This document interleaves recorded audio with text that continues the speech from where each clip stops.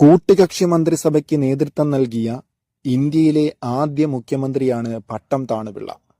19-ാം നൂറ്റാണ്ടിൽ ജനിച്ച ഏക കേരള മുഖ്യമന്ത്രി.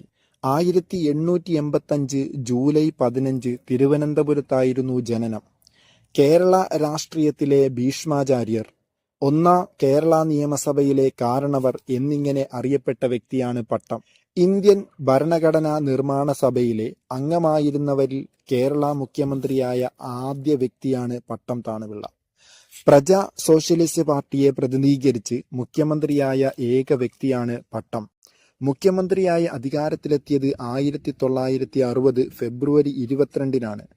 തിരുവിതാംകൂർ, തിരുക്കൊച്ചി, കേരള സംസ്ഥാനം എന്നിവിടങ്ങളിൽ മുഖ്യമന്ത്രി പദം അലങ്കരിച്ച ഏക വ്യക്തിയാണ് പട്ടം.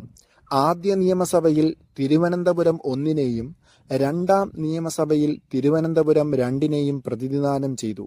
കേരള മുഖ്യമന്ത്രിയായ ശേഷം പഞ്ചാബ് സംസ്ഥാനത്തിന്റെ ഗവർണർ പദവി വഹിച്ച ഏക വ്യക്തി.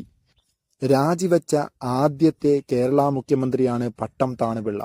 മരണം 1970 ജൂലൈ 27.